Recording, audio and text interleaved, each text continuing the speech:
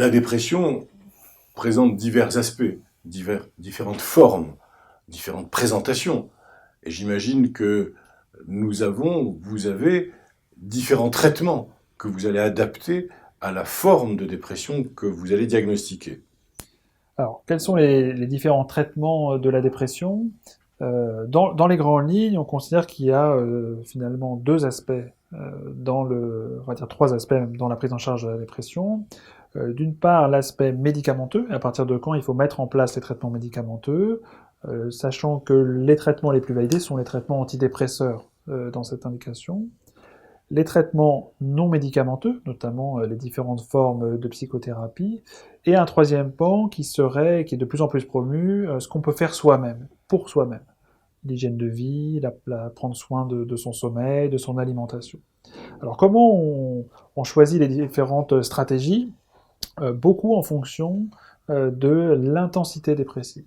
À partir du moment où la dépression est caractérisée par suffisamment de signes cliniques, on va dire au moins 5 signes cliniques importants, dont la perte de plaisir et dont l'humeur dépressive, on va essayer d'évaluer l'intensité, parce qu'on peut avoir beaucoup de signes, mais ça peut être uniquement des signes à minima. À l'inverse, on peut avoir quelques signes, mais majeurs.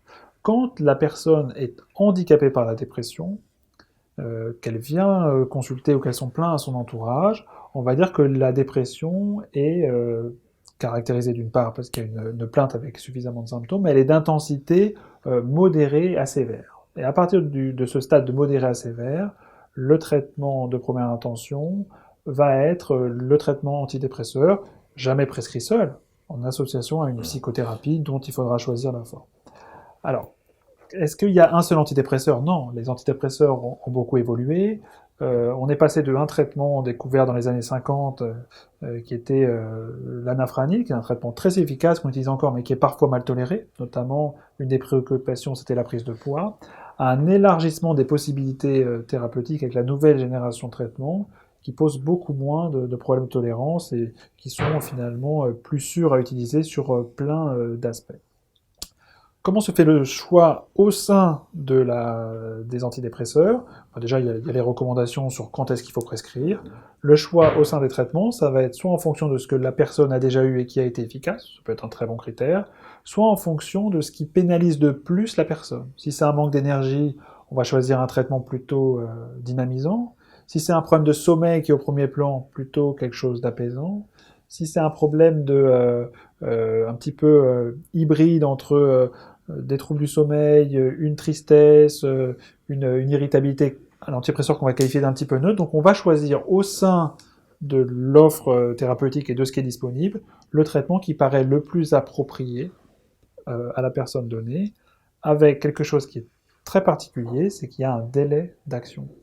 Il faut bien expliquer à la personne, quand on va mettre un traitement antidépresseur, même si le patient est répondeur, même si c'est efficace, c'est quand même difficile d'avoir une efficacité franche avant 15 jours, 3 semaines. C'est ça, ce délai de 15 jours est imprescriptible en fait. On sait qu'il existe. Alors ce délai de 15 jours, il y a beaucoup d'études pour essayer de le raccourcir, parce que c'est inconfortable pour la personne d'être encore déprimée pendant 15 jours de plus, j'ai envie de dire. Alors, mais on essaye de trouver des thérapeutiques qui marchent d'emblée. Pour l'instant, on reste sur cette délai de 15 jours. On peut avoir une amélioration un petit peu plus précoce, chez certaines personnes ça arrive, mais en moyenne ça reste 15 jours. Alors est-ce qu'on fait rien pendant 15 jours?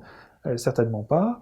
La psychothérapie, si la personne n'est pas trop ralentie ou trop handicapée par sa dépression, peut être proposée, ou des traitements, on va dire symptomatiques, c'est-à-dire pour prendre en charge certains aspects de la dépression, notamment l'anxiété. On va parfois proposer des anxiolytiques dans un usage de courte durée, ou des traitements somnifères pour que la personne puisse se reposer dans l'attente que l'antidépresseur fasse effet, et ensuite on gardera que l'antidépresseur.